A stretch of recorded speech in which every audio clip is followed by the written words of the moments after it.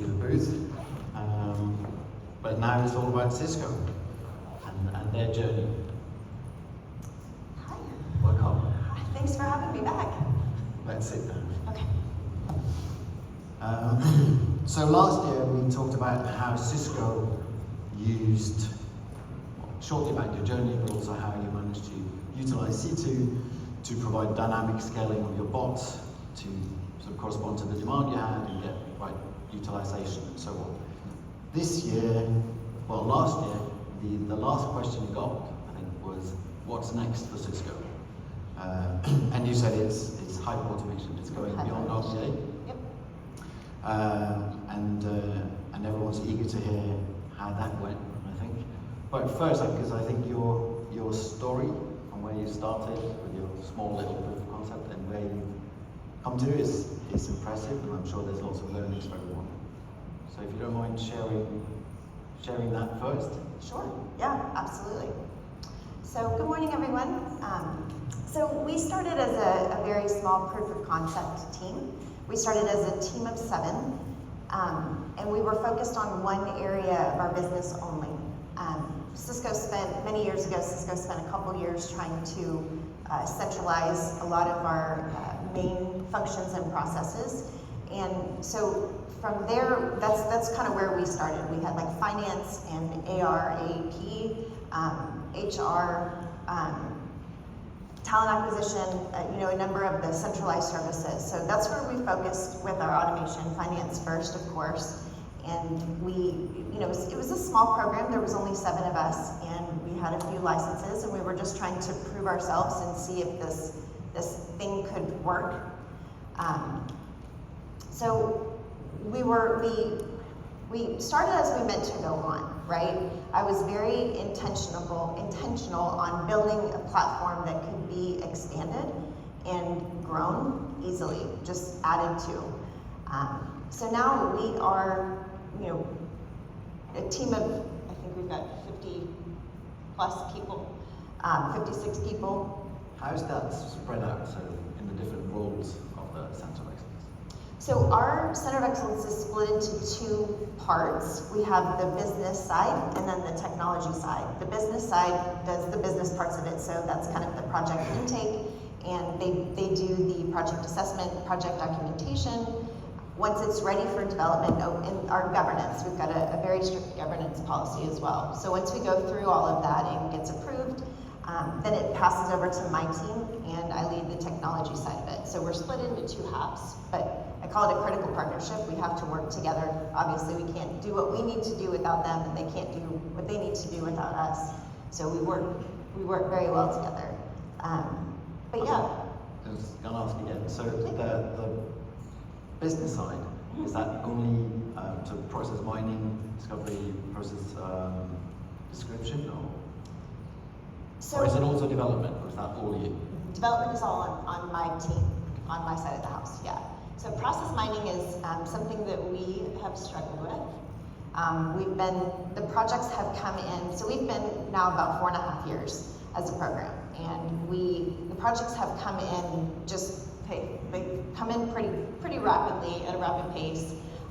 But now, since we've been doing it for a while, we have pretty much automated all the low-hanging fruit. So now it's the processes, and this is kind of where we left off last year. The processes that we're being faced with to automate now require a little bit more power. They're a little more complex. They're a little more complicated. So they take a little extra juice, if you will, to be able to automate them successfully. So that's kind of where we left off last year. It's like, okay, where do we go now? What tools do we need? How do we figure out what the next step is? So that's been our journey over the last year. Cool. So where are you now? What's your So now we have globally scaled. We are servicing every area of the enterprise internationally. We have automations in all different countries, and it's been really exciting because when we were focused on first, the shared service business units, it was all the same systems.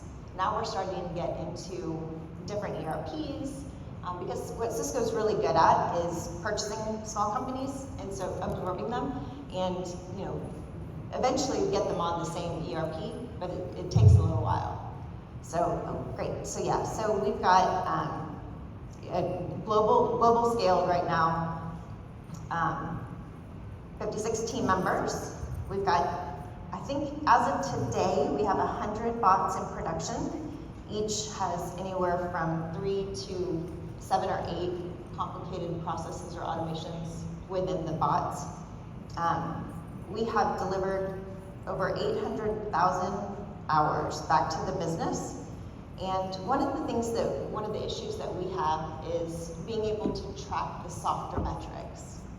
So it's very easy for us to track transaction and the time saved back to the business because we have that simple math, right? The hours it took or the time it took the manual associate to complete the process and the time it takes the bot to do it. So that's the hard number that we track.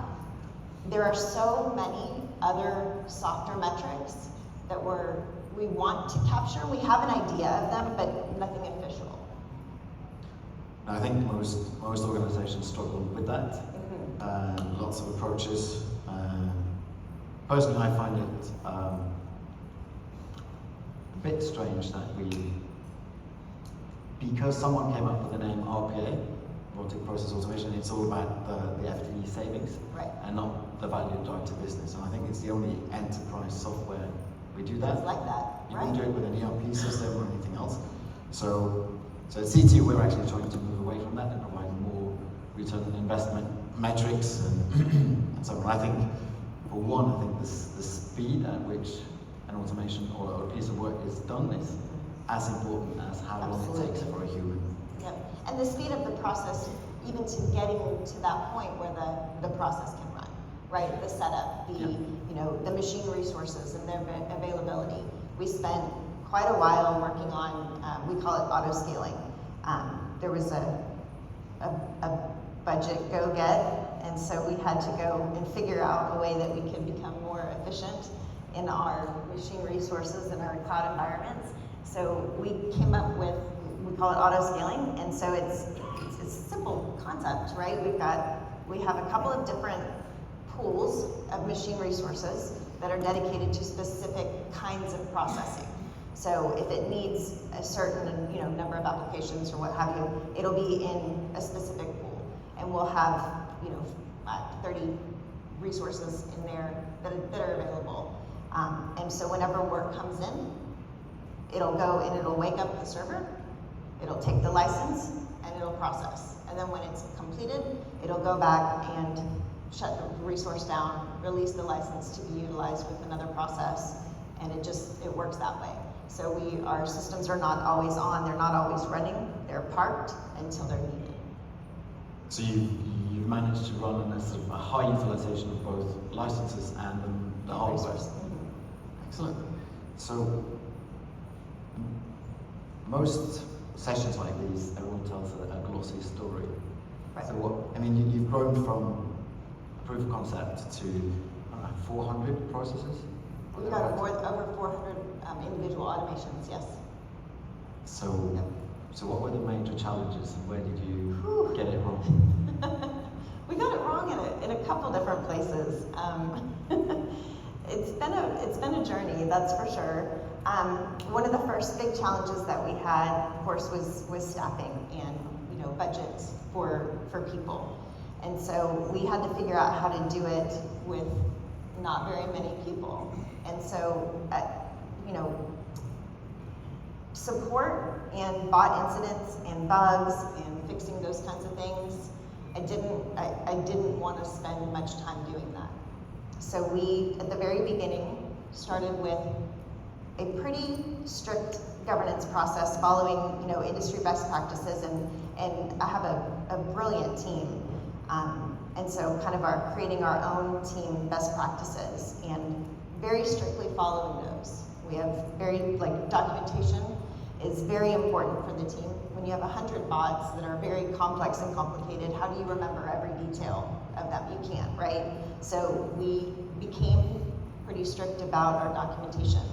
And so we've got an incredible wiki of all of our our team processes and information, and you know, we follow that very strictly.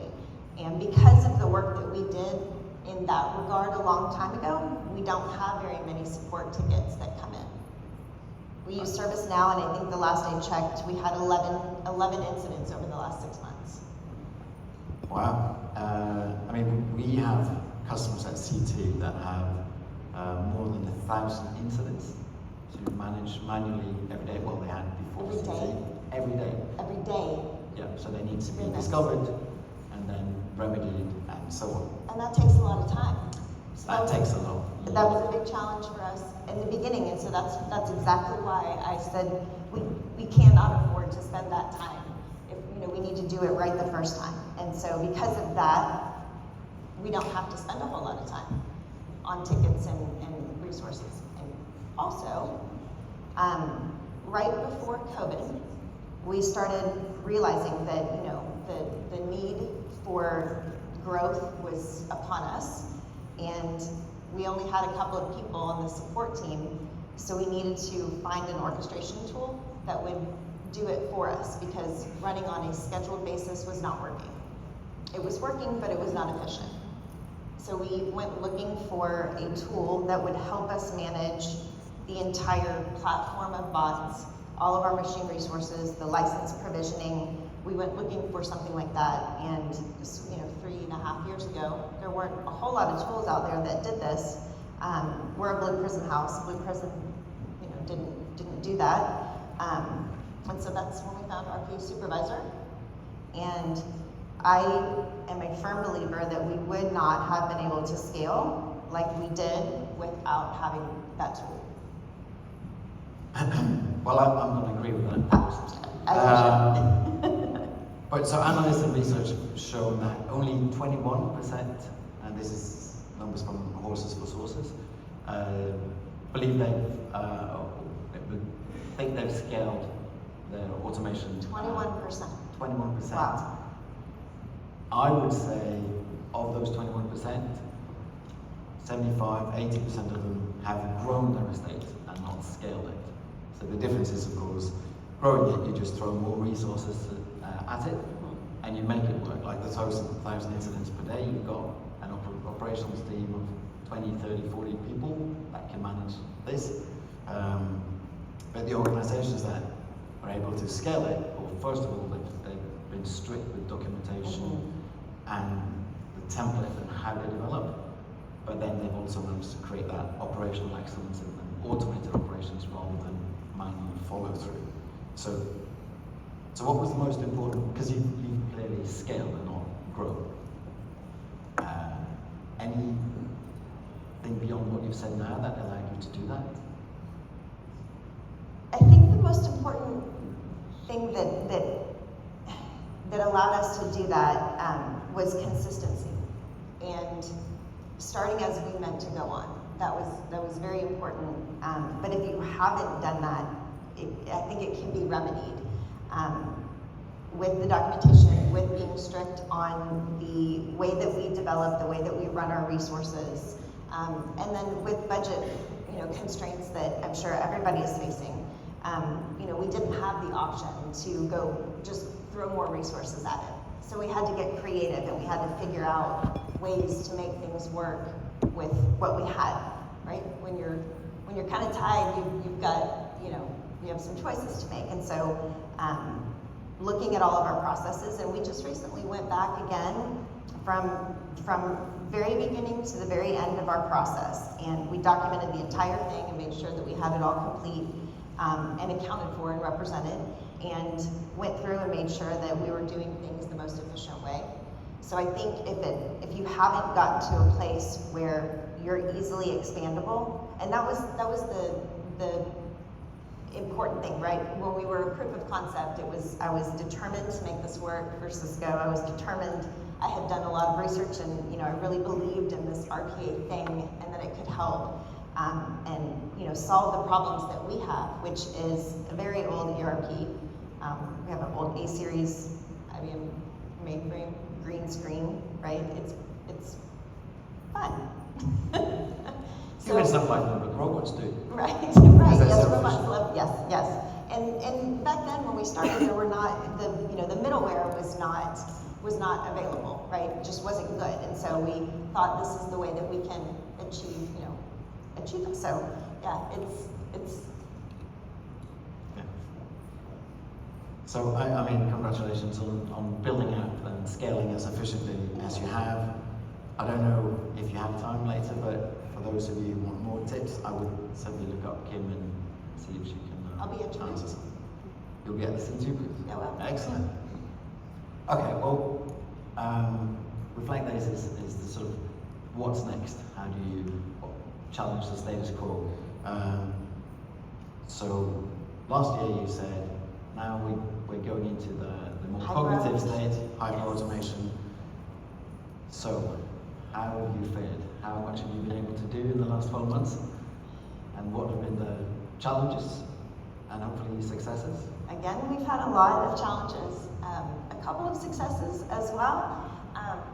But where we struggle is there's a lot of great hyper-automation tools out there. So I'm sure we're looking at the same exact thing that all of you are: IDP, OCR, conversational AI, right? Power Platform we wanted to do, get into the low code, citizen development. ChatGPT, absolutely. Yeah, that's more shiny new objects. Yeah, that's a little more recent. But as of last year, when we were starting this, I think Cisco has 3,000 different document types that we process a month. 3,000? 3,000. Wow. It's a lot. And they're all very different, and some of them come in as handwritten napkins. So we've had a difficult challenge finding one tool that can do all of that. There isn't one tool that can do all of that. And so we would work through, we found a couple of really phenomenal companies. We would work through proof of concept, going through with our data and our challenges specifically, and make it work as best as we could. And we had some great success, but then it wouldn't work on the other 2,000 document types.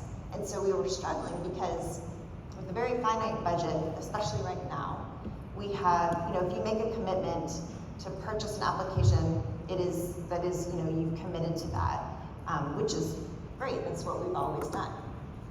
But when you don't have that kind of money and you have a lot of problems to solve, we were trying to figure out how do we do that? And they all work differently. They all work You need to build differently. skills on all of the different Exactly. ones. So we'd have to train our developers on a number of different tools, a number of different technologies, and it's just, it's not possible. It's not possible. So we really struggled with that. We struggled with, and as soon as we would get with an application, the technology changes or something like that changes, right? So then we have to, kind of stop what we were doing and work on, upgrading and implementing the newer capabilities and what have you. And we're a very fast moving program, and so we just didn't quite have that time, right? What we've seen with others as well, our customers, is they find one product, if it's IDP or text mining or process mining, but it doesn't work for everything, and they want to add to the stack. Procurement will say, no, you've got the IDP, you've got. Right. Is that? Yes. Procurement Cisco's a big ship, and it takes a long time to get from one end to the other. And usually by the time you're about halfway through, something has shifted. And so we start over. It's a long process. There's been times that it's taken 6 months to get, something new in. And by then, the problem's no longer the problem. Yeah. Now we have a whole bunch of additional problems to add to it. These seems more like problems than successes so far. That's, to be completely honest with you, that's kind of how this year has been. It's been a little bit more challenging than previous years to get with the technology that we need in the constraints that we have. Full transparency. It has not all been roses. But from a procurement or skill or All of the above. all of the above, Yeah. not necessarily the technologies themselves. No, the technologies themselves are great. It's the processes around them and the intricacies around them that seem to be the struggles for us. But you said you were going to talk about how you were getting on with the consumption-based Yep. model. So one day I found out, I don't even remember how, that you guys had rebranded. And so I called Courtney and I said, tell me a little bit about this. What are you guys doing? What is your rebranding about? And that conversation changed the way that we are progressing as a program and as a company and doing our business. So what she explained, one of the C's is consumption. And that you guys were focusing on a consumption-based model, which piqued my curiosity. So we had a couple additional conversations. I learned more about it, and it has been a game changer for us. So would you like me to explain our experience with how this has been working for us from a technology side? Yeah, absolutely. So what we set out to do, because it's been a challenge in the automation space in particular, is that you need, like you said, one IDP technology doesn't cover all of your IDP needs. One AI decision engine won't suit every need, and one conversational AI, and so on. And even an RPA, and even with the sort of SLA-based orchestration of C2, utilization, you will need to buy more licenses than you would need on average. And so there's been a big demand in the market for the last 5 years, I think. There's been a lot of talk the last 3 years about consumption-based models for RPA, so on. So we thought, well, let's take it to the next step and make it all consumption-based for all intelligent automation technologies. We haven't put every technology out there on our platform, but there's quite a lot already. And I think the most important ones, at least for Sysco, have been represented very well so far. Yeah, so we started with the RPA and then IDP because they're the sort of the first steps. Yep. So for RPA, we see lots of customers wanting burst capacity. Yes. So they've got their licenses, they're happy with that. They think they've got too many, maybe they want to reduce the permanent ones and then get burst capacity. And then it's the IDP and so on. But you are one of the first to really go at it. Yeah, So I'm sure they'll be interested to hear your story. Yeah, so burst capacity was big. That was a key element for us. We have a number of licenses and we utilize them. I think we're at like 82 or 84% efficiency, so we utilize them to the best of our ability. But there are periods of time when we use all of them, but not all the time, right? So as I'm looking at this, I was wishing for a way that we could reduce. So when we get another, the next go get for budget, right? Looking at ways that we can reduce our operating expenses, and is it possible to reduce our license count that we own and switch to a consumption-based model based on need? So during those high traffic times, we could pull down a couple of licenses because sometimes there's periods of maybe 3 or 4 minutes where we need a lot of licenses, Yep. but it's not 24 hours a day.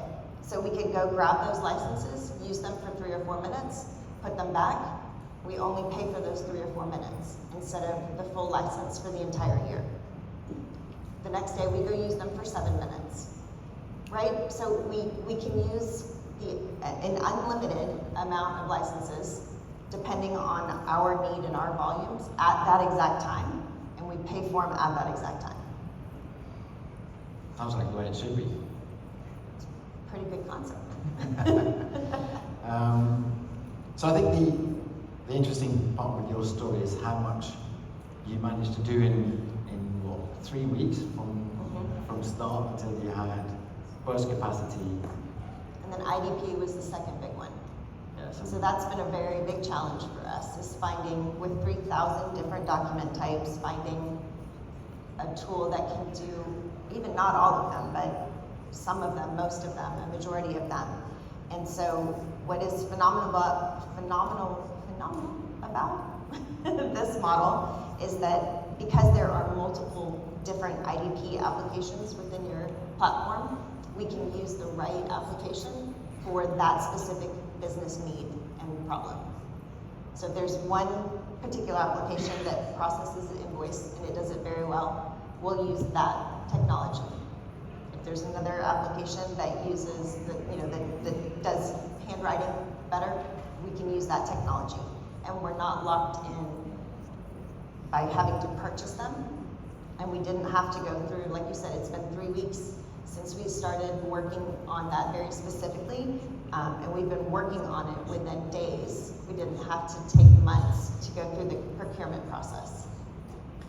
It's a complete game changer for us. Cool. I'll tell you a secret. Yeah. We actually go through different technologies to get the highest confidence score. So it's not just the one you choose. We go through whatever. Right, and that's what I liked about it the best. The fact that if the technology, the combination of them, or one, does not reach the threshold that we set, then there's a team behind it that will go and train it to do that, to achieve that confidence level the next time. So it's like personalized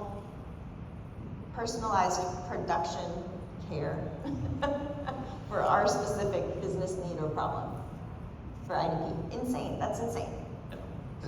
I mean, it echoes what our other customer says. It's about the output. It's not about which technology. Right. Just get the work done. Yep. In the best possible way. Or, like we say, just see to it. See to it. That's it. I see we're running out of time. If we want to have time for some questions, maybe this is a good time to stop. Sure. I know you've got plans for conversational AI and so on. That's also on the platform. We do. Yep. It's for next year. That's for next year. Cool. So yeah. Any questions? Thank you for sharing. You're so welcome.